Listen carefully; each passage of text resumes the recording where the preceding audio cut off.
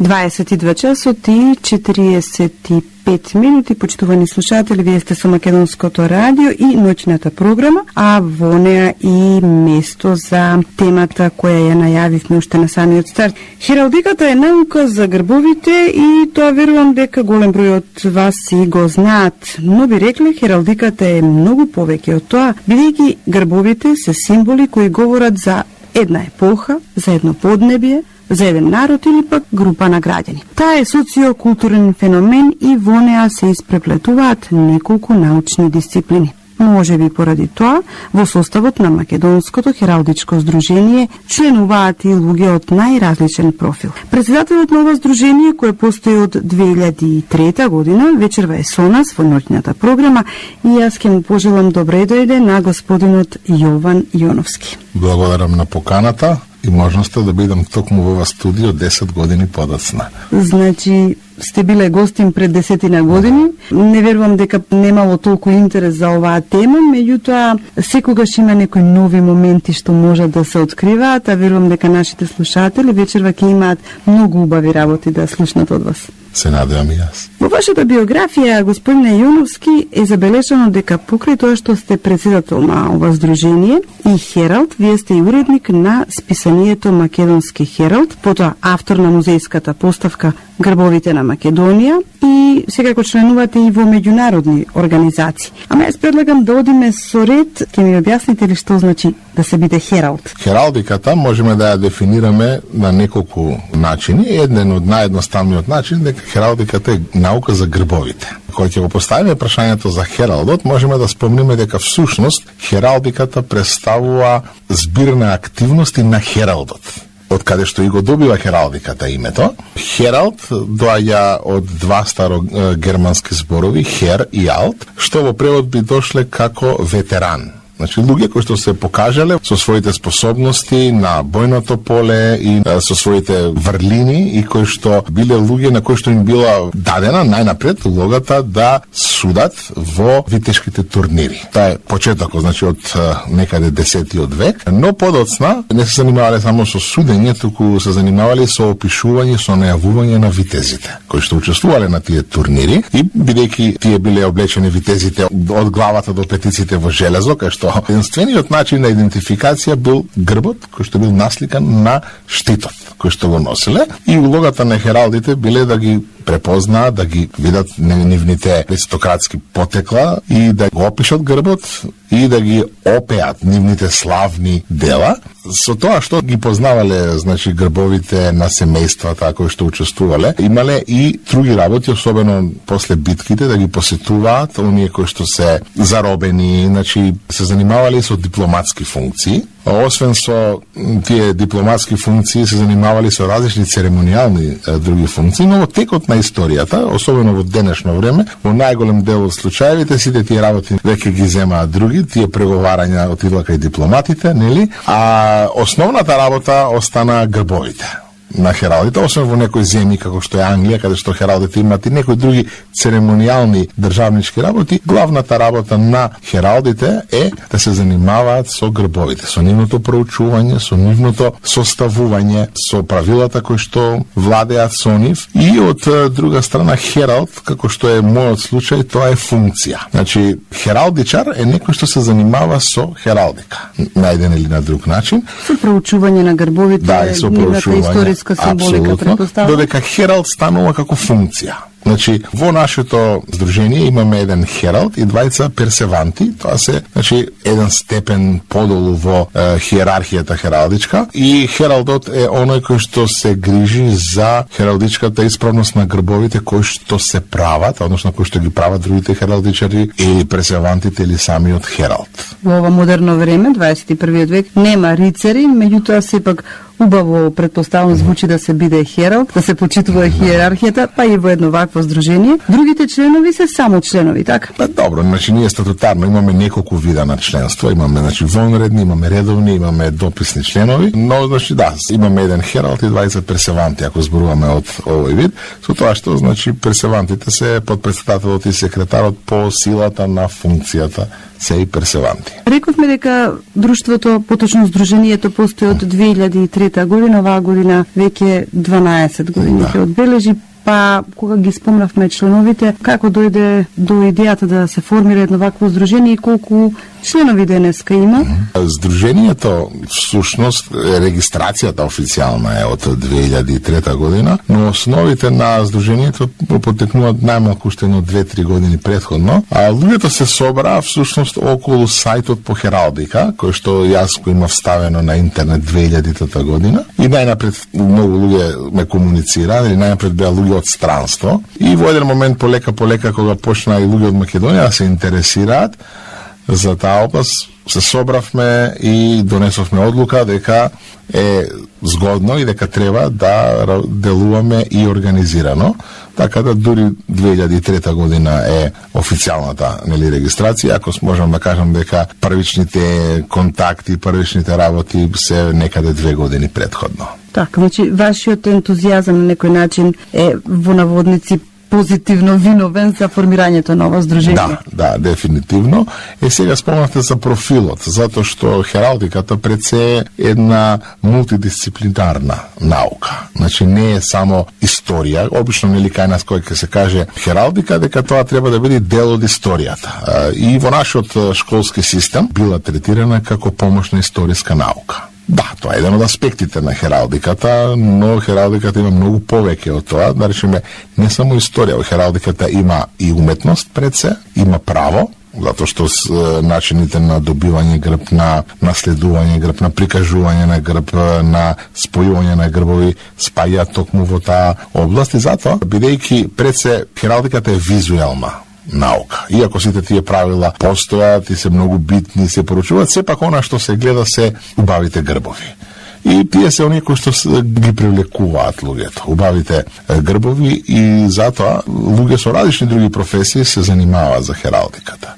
И токму е она што нас не поврзува. Значи, хералдиката е интересно што луѓе од различни профили, од различни професии имаат поинаков аспект на хералдиката гледаат, нели, во согласност, и тоа не прави побогати. Така, меѓу вас има историчари, правници, новинари, инженери. Интересно е, морам да кажем, почнувајќи од вас, вие имено сте физичар со магистерски трудови од областа на историјата и теологијата. Како се најдовте себе си токму во хералдиката? Тргнувајќи од физиката, па накај теологијата. Добро, љубовта кон хералдиката е многу подалечна, да речам, порана од физиката и од историјата и теологијата. Уште од мали нозе, мојата заљубеност во хералдиката доаѓа во мојот дом. Имаше една книга полска, која што се викаше во превод Грбовник полски, и токму присуството на тие грбови уште од мало дете, да речам, ме фасцинирале. Иако беше посериозното и по-научното гледање на сите тие работи потекнуваат од некаде 95-та година, од моите студиски престои во Будимпешта и во Лондон, каде што присуството на грбовите, вниманието кој што им се дава на грбовите е многу поголемо отколку што тогаш во тоа време јас можев да најдам и извори и книги во Македонија. Сега ситуацијата е многу поинака со интернетот, со сите, и многу е поедноставно сега за луѓето кои што се сака да се занимаваат со хералдика, да стигнат до материјали, да стигнат до книги. Тоа е тоа што модерната технологија ни дозволува. Господин Јоновски, некој вели дека грбовите се безвременски, за други пак оваа наука одамна го загубила своето значење, некој ја доживува како традиција, за неколку таа е само статусен символ, без некое поголемо значење. Како оваа научна дисциплина вие ја гледате? Значи, мајки оние нашите, она што велам, досегашниот пристап кон хералдиката како историска наука, во самото тоа некој разгледување делеа науката на хералдиката на жив и на мртов период. Нешто со кое што апсолутно не се сложувам, очигледно е дека хералдиката е жива и ден денеска, имајќи во предвид дека општините поминуваат низ тој процес на добивање грб, лични грбови, имаме државниот грб. Колку прашина околу него се дигна, не би рекле дека хералдиката или грбовите се нешто споредно. Но кога зборуваме за безвременоста на грбовите, значи што представува грбот? Грбот представува еден визуелен символ кој што во себе има символи кои што на некој начин го представуваат носителот на грбот. Без разлика дали станува збор за личност, за семејство или за институција во смисол на општина, компанија, универзитет или нешто друго. Затоа зборуваме дека грбовите се безвременски. Значи некои од грбовите што ден денеска ги имаме се од пред 1000 години. И не се осмело да кажам дека хералдиката мртва во никој случај. Можно е, низ историјата е тоа дека нашиот пристап кон хералдиката се менува. Затоа што јасно, кога настанува хералдиката пред 10 векови, работите, филозофијата, нивото на спознавање на луѓето било поинакво од денеска, но сепак и до ден денеска еве во 21 век чинам дека хералдиката нема изгубена од својата драж. Хералдиката е наука за грбовите. Од кој период всушност на човековата историја потекнува? Па хералдиката се зема дека потекнува од 11-тиот век. Она што е битно тука да се спомне, тоа дека не е од тогаш прв пат кога луѓето ги осликуваат штитовите или пак се занимаваат или користат символични представи. Користењето на символичните представи е исто заедно со самиот човек. Нели, ги наоѓаме тие пештерски слики уште на тие стари култури. Она што се случува со употребата на тие символични представи е всушност нивната наследност. Значи, првите критериуми е еден символ да биде грб, е тој да биде наследен. Значи, претходно ги користеле тие символи, но тука веќе имаме тема за поширока дискусија, нели? Каде што луѓето се соживувале со тие символи, им давале магиски ритуали и често пати ги менувале. Од различни причини, но кога станува збор за хералдиката, веќе од 11 век тие станува веќе постојани ознаки. И затоа можеме да зборуваме за почетоците на хералдиката. И јасно, тука доаѓаат и улогата на хералдите, кои што исто така во 12 век се првите записи каде што хералди веќе во својата функција учествувале како посматрачи на бојното поле и тоа е периодот од кој што се зема за почетокот на хералдиката. Кој може, господин Јоновски, да има грб или кој би требало да има грб? Па грб треба да има секој оној кој што се интересира доволно за себе од еден малце по-голем аспект. Дека сепак тоа представува една символична представа за некого. Значи за некој да почувствува потребата да има грб, пред се треба да има сознание за себе си дека е нешто што може и символично да се представи. Значи своето значење, дека има вредности кои што може да се представат символично. Че не е ограничено тоа во смисол дека тоа треба да бидат аристократи или некој посебен слој од луѓето. Причината зошто аристократите имале повеќе грбови, една од причините е затоа што тие имале можност да си ги приуштат. Од друга страна, во периодот кога се јавуваат, значи зборуваме 11-12 век, поголемо дел од другите луѓе биле закрепостени силани кои што цело време се занимавале само со голиот опстанок. Така да сепак треба да се има нешто повеќе од голиот опстанок, значи во самото сопствено живење, нели некој за да почувствува потребата да биде символично представен преку грбот. Претпоставам дека на тој начин се покажувала и одредена моќ и богатство. Апсолутно, но тоа е да речеме секундарното, затоа што јавувањето на хералдиката и на грбовите во 11 век е токму поврзано со европската средовековна култура. Во тоа време најголемиот дел од луѓето биле неписмени. И единствениот начин на комуникација била преку символи. И тоа тие символи биле грбовите. Така со грбовите се означувале, например, имотот, куќата, шталата, да речеме, припадноста. И тоа е еден вид како печат. Значи, визуелен символ на кого тоа му припаѓа. И во еден таков период, каде што луѓето мнозина се неписмени, дори да напишано, нели, чиво е нешто или кое е тоа, не би го разбрале. Да. Постои една основна поделба на хералдиката на историска, теориска и практична. Што по-конкретно би значило тоа? Значи, историската хералдика се занимава со историјата.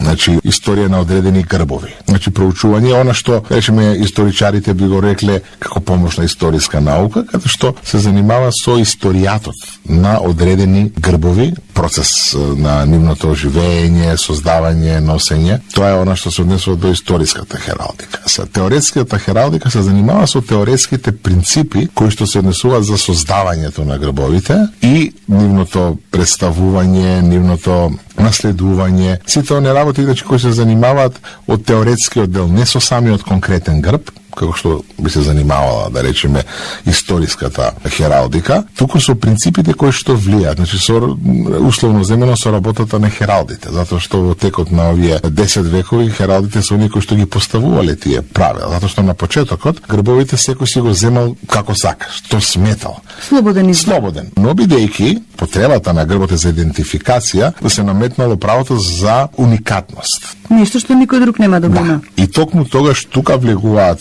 хералдите кои што веќе ги систематизираат. И они доаѓаат, значи, во еден процес на регулација. Особено ова доаѓа во предвид затоа што некои фигури се многу попопуларни. Ќе дадеме пример лавот. Лавот е убедливо најпопуларната фигура во хералдиката. Понатаму од птиците тука е орелот, понатаму исто така е крстот и токму овие правила кои што хералдите ги прават и улогата на хералдиката е да ги направи сите оние правила и прописи како секој да има поинаков грб, доволно различен од другите, затоа што за да може да се идентификува. Значи, кога ќе доаѓа некој со знаме или со штит, или дали на бојното поле, или на некој друго место, да се разликува.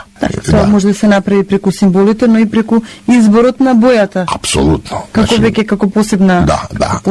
Прво е символот, после бојата, после се зголема бројот на символите во нивното меѓусебен однос и така поради потребата јасно да биде секој грб да биде уникатен. Господин Јуновски, ако рековме дека хералдиката е наука за грбовите, има и одредени науки кои што се сродни, има допирни точки, тоа се науката за знамињата и науката за ордените и медалите. Вие како здружение колку внимание посветувате на овие дисциплини? Па ние како здружение имаме доста големо внимание посветено, затоа што, например, кај нас не сите членови се занимаваат само со хералдика. Значи, иако е нашето хералдичко здружение, ние сепак имаме луѓе кои што се повеќе, да речеме, или по вексилологијата, или по фалеристиката, и тоа се, нели рековте, сродни кои што се една со друга. Например, вексилологијата е науката за знамиња, но е многу млада наука. Затоа што интересот за знамињата надвор од хералдиката е некаде 70-тите години од минатиот век, каде што се одвојува како посебна наука од хералдиката. Затоа што и хералдиката само по себе се занимава со знамињата,